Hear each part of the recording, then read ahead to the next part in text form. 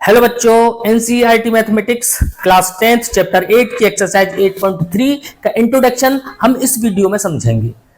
Class 10th की trigonometry का सबसे इंपॉर्टेंट टॉपिक इसी एक्सरसाइज में आता है, त्रिकोणमितीय सर्वसमकाएं। तो हम समझते हैं कि सर्वसमकाएं होती क्या हैं। सर्वसमकाएं या ट्रिग्नोमेट्रिक आइडेंटिटीज, इनका मतलब होता है कि थीटा के किसी भी एंगल पर जो स्टेटमेंट होता है उसकी वैल्यू सेम रहे। जैसे हम समझते हैं कि जैसे कि एक आइडेंटिटी है sine square theta plus cos square theta is equal to 1। ये एक त्रिकोणमितीय सर्वसमका या ट्रिग्नोमेट्रिक आइडेंटिटी है जिसे हम अभी सॉल्व करना समझेंगे। Sine square theta plus cos square theta is equal to 1 होता है। तो जो एंगल है थीटा, तो थीटा की वैल्यू कुछ भी हो, इस आइडेंटिटी का मान क्या आएगा? 1 आएगा। ठीक है ना। थीटा की वैल्यू कुछ भी हो, जैसे हम लिखें sine square A plus cos square A is equal to 1, यानी कि यहां एंगल क्या है? ए, यहां एंगल है थीटा, यहां एंगल थीटा है तब भी 1 आ रहा है, यहां एंगल ए है तब भी 1 आ रहा है। यानी कि थीटा या ए या कोई भी एंगल हो तो ये ट्रिग्नोमेट्रिक आइडेंटिटी हमको एक यूनिक रिजल्ट देती है, वो है 1। यानी कि थीटा के मान का इस आइडेंटिटी पर कोई प्रभाव नहीं होता। और देखिए जैसे कि sine square 30 plus cos square 30 is equal to क्या होगा? 1। यानी कि यहां एंगल कितना है? 30, तब भी इस आइडेंटिटी का मान क्या है? 1। तो आइडेंटिटीज वो इक्वेशन होती हैं कि जिनमें थीटा की वैल्यू कुछ भी होने पर एक यूनिक रिजल्ट देती है। ठीक है, एक अद्वितीय हल, यानी कि जो एक यूनिक रिजल्ट है वो ही इसमें आता है। ठीक है, और इनको सॉल्व करना आइए समझते हैं आगे। देखिए बच्चों, ये एक राइट एंगल ट्रायंगल है, समकोण त्रिभुज है ए बी सी, जिसका कि कोण बी समकोण है और कोण ए तथा कोण बी दोनों ही एक्यूट एंगल यानी कि न्यून कोण है। ठीक है ना। तो इस त्रिभुज के लिए, इस त्रिभुज के एंगल ए के लिए हम त्रिकोणमितीय सर्वसमकाओं को सिद्ध करेंगे। ठीक है ना। तो आइए देखिए, सबसे पहले हमारे पास होती है पाइथागोरस प्रमेय। क्या होती है?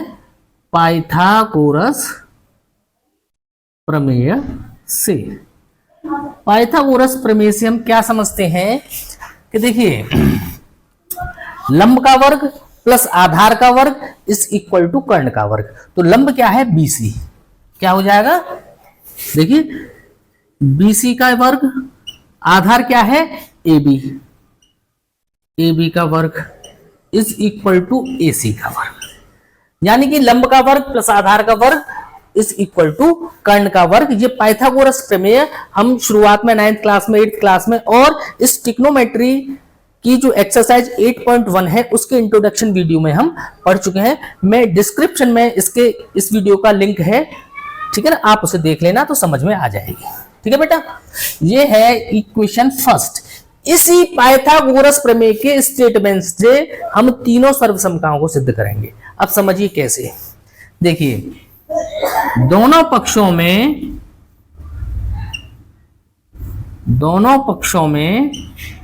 AC स्क्वायर का भाग देने पर, दोनों पक्षों माने लेफ्ट हैंड साइड और राइट हैंड साइड पे AC स्क्वायर है ना, AC स्क्वायर का भाग दो तो ये हो जाएगा BC upon BC square upon AC square plus AB square upon AC square is equal to AC square upon AC square. ठीक है बेटा, तो ये तो कैंसिल होके 1 हो गया। तो देखिए BC अपॉन AC दोनों पे स्क्वायर है तो मैं लिख सकता हूं BC अपॉन AC का होल स्क्वायर। लिख सकते हैं कि नहीं? AB square upon AC square तो मैं लिख दूं AB अपॉन AC का whole square is equal to क्या आएगा? 1। ठीक है, अब आप समझिए BC अपॉन AC। देखिए BC क्या है? लंब, और AC क्या है? कर्ण। तो BC अपॉन AC को मैं लिख सकता हूं लंब बटे कर्ण का square plus AB upon AC। AB क्या है? आधार, और AC क्या है? लंब। तो इसको लिख सकता हूं मैं आधार बटे कर्ण का स्क्वायर इज इक्वल टू 1।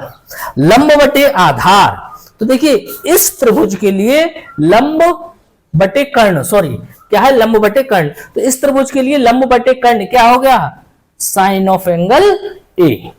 तो इसको हम क्या लिख सकते हैं, साइन ऑफ एंगल ए, तो स्क्वायर है तो स्क्वायर लगा दिया, प्लस आधार बटे कर्ण क्या होता है, cos, cos square A, square है तो स्क्वायर लग गया, तो sine square A plus cos square A is equal to 1।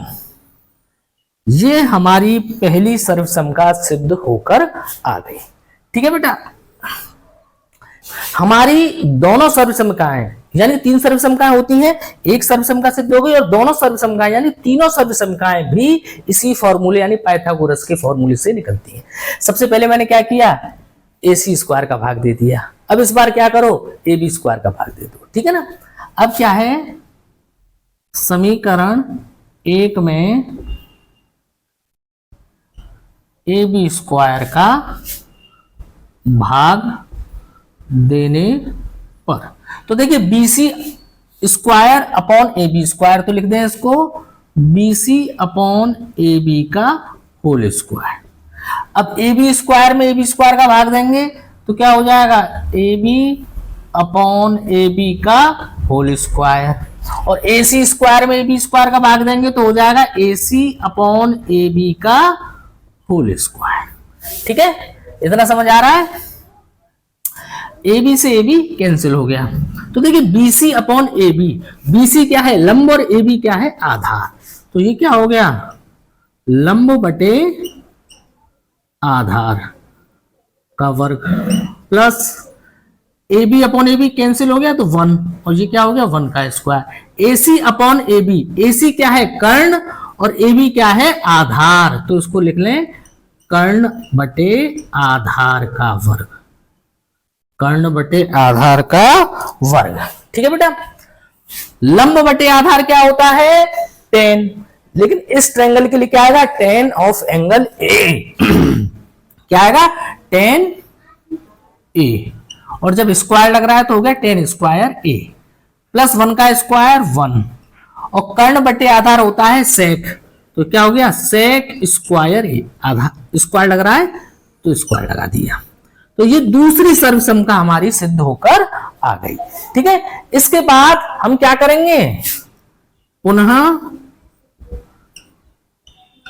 समीकरण 1 में देखिए B का दे दिया, AC का बचा, अब क्या बचा, BC बचा ना, तो हम दे देंगे BC स्क्वायर का भाग देने पर। देखिए समीकरण 1 में BC स्क्वायर का भाग देने पर, समीकरण 1 है BC स्क्वायर, तो क्या हो जाएगा, BC अपॉन BC का होल स्क्वायर, फिर क्या है AB स्क्वायर, तो ये हो जाएगा AB अपॉन BC का होल स्क्वायर, यह है AC अपॉन BC का होल स्क्वायर, BC से BC कैंसिल हो गया, क्या है 1, तो यह है 1 का whole square, AB upon BC, AB क्या है, आधार, AB क्या है, आधार, और BC क्या है, लंब, AC अपॉन BC, AC है कर्ण, और BC क्या है, लंब।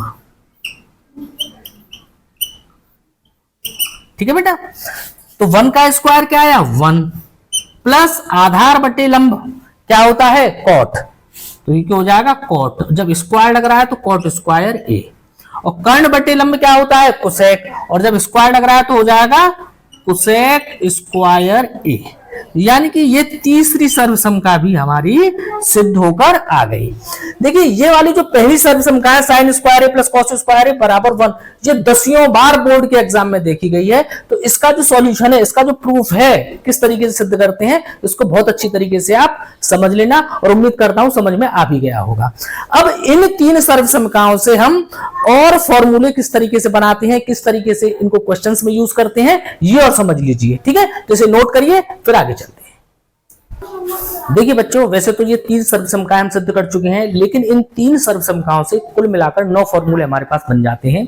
और इन 9 फॉर्मूलों को हम अलग अलग तरीके से क्वेश्चंस में किस तरीके से यूज करते हैं, ये क्वेश्चन की सिचुएशन के ऊपर डिपेंड करता है कि क्वेश्चन में क्या चीज रिक्वायर्ड है, क्या चीज गिवन है, ठीक है ना, इन चीजों पर डिपेंड करती है। तो आइए देखते हैं हम किस तरीके से इन सर्वसमकाओं को और तरीकों से क्वेश्चन में यूज कर सकते हैं। तो देखिए, पहली सर्वसमका जो हमारे पास थी वो है sine square A plus cos square A is equal to 1।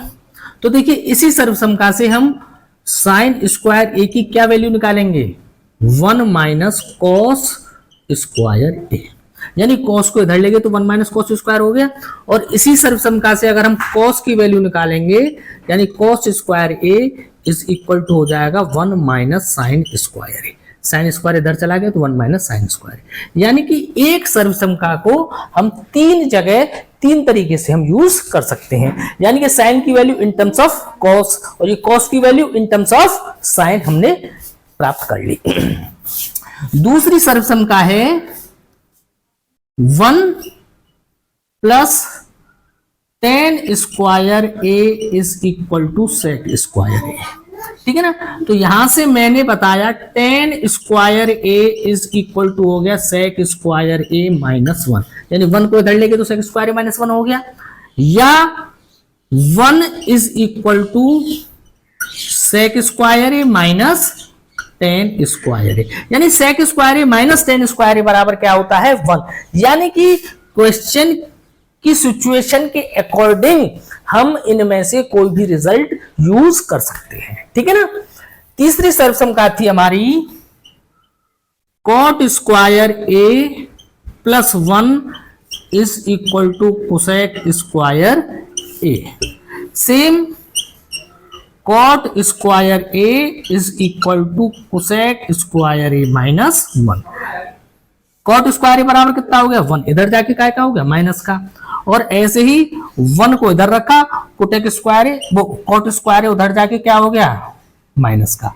ये हो गया cosec square A minus cot square A, यानी कि 1 को इधर रखा और कॉट स्क्वायर इधर जाके हो गया माइनस का। तो ये 3 रिजल्ट हमारी तीसरी सर्वसमका से में प्राप्त हुए। तो ठीक है, इस तरीके से ये सारी चीजें आपको ध्यान में रखनी है, दिमाग में रखनी है। जिस तरीके का क्वेश्चन हो उसी तरीके से हम सर्वसमकाओं को इस तरीके से यूज करेंगे। वीडियो आपको कैसा लगा कमेंट करके जरूर बताइए। वीडियो को लाइक कीजिए, चैनल को सब्सक्राइब कीजिए।